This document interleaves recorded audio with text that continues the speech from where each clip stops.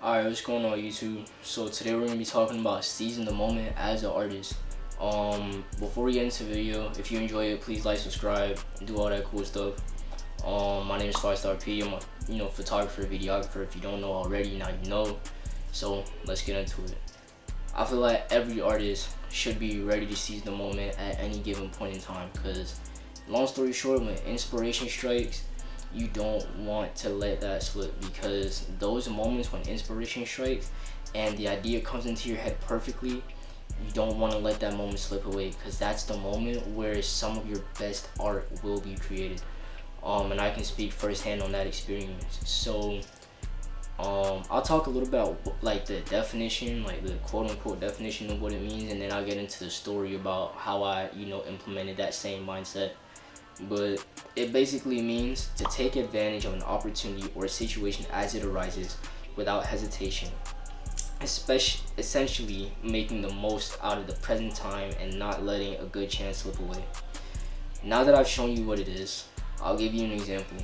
So this photo that I'm gonna show on the screen was taken while I was on the way home on a Friday. It was golden hour. And the scenery was just already nice. I was vibing, listening to good music. I had to probably listen to like indie music or something. But yeah, the sunset was beautiful. And I saw this tree, right? It's a red tree. It was really vibrant. The way the sun was hitting it was perfect. And I saw this brick house right behind it.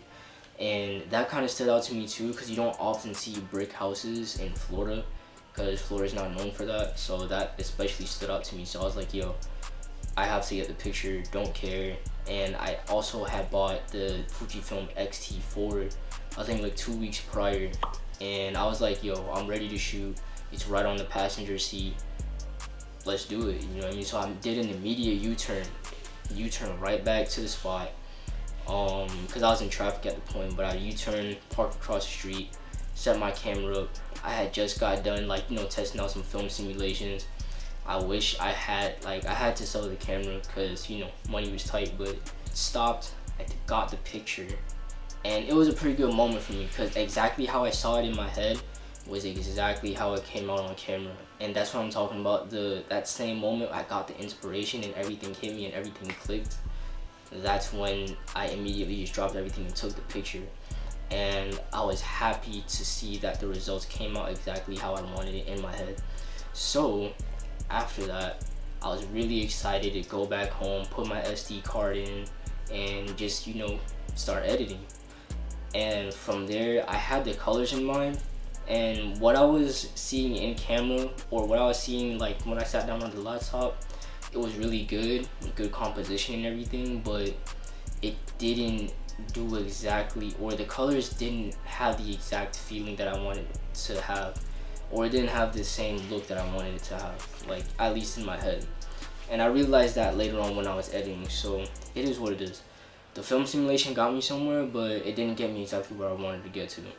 I ended up trying a Kodak Gold, and I think I tried like Ektar 100 or something like that, or some type of like normal looking film simulation, and I didn't like either of those, even though I was inspired by other artists to look into those film simulations.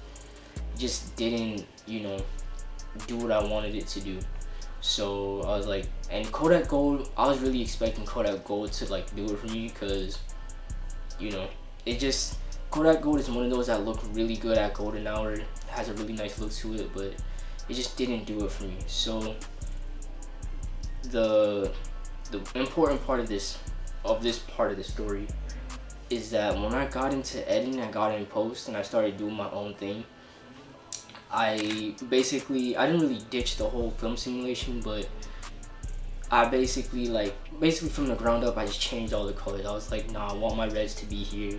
I want my sky to be this color. I want the the detail and the shadows to stand out more, be drawn out, like be less or whichever. I wanted it to feel the way I wanted it to feel. And after studying how how film works, and the ins and outs of the characteristics of film, I was able to basically, off my own inspiration, create a color scheme that I loved, and that worked perfectly for that photo. So basically, I came up with my own film simulation, or my own edit, or my own spin on things, and I ended up coming with some of my favorite work. Not even just my favorite work, but you know, other people's. Like when they look at my portfolio, they're like, yo, this is like one of my favorite pieces from you. So what I'm trying to say is, the time when you get that inspiration, the time that light bulb hits you, or the time where you feel like everything's gonna connect in your head, take advantage of that inspiration, take advantage of that idea, take advantage of that moment in time where everything clicks, and don't let it go, because that, I feel like, is where some of your best art is going to be created. And that's something that, you know, is really important as an artist, because I feel like not only is some of your best art going to be created from those points in time, but I think those make you feel, those moments when you capture it, you seize it, and you do your own thing, and you really get your creative how do I say, your creative juices flowing, and you really do your own thing. Like, I feel like those moments are really where your creativity gets to shine. You understand? Because I feel like that's when your personality shines through your work more. I feel like that's when your individuality shines through your work more. I feel like that's where, you know, those moments are where your artistic needs get fulfilled. And this is another thing: share your work. Don't, you know, hold it back and just keep it on Lightroom, or keep it on your SD. Always try to share your work, and that doesn't mean that you're looking for attention, but when you share your work and you get feedback from it, sometimes it really validates you, and, you know, allows you to like understand that you're not crazy as an artist. You understand? So it's like when I posted it, I posted the 3 of the photos back to back on my Instagram, and when I say, I mean, maybe the other 2 edits I did were just trash, I'm not sure.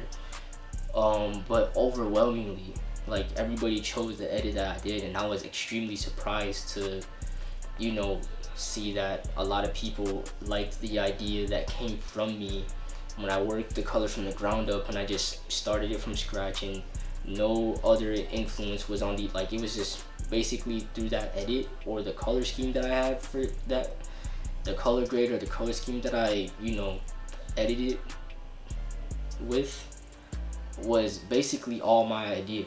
You understand? So, and, you know, that's all from my personal, you know, my personal taste, my personal, you know, the way I like things to look. So for people to overwhelmingly, out of the 3, choose the one that I edited and had all of my, like, that had my fingerprint all over it per se, that meant a lot for me.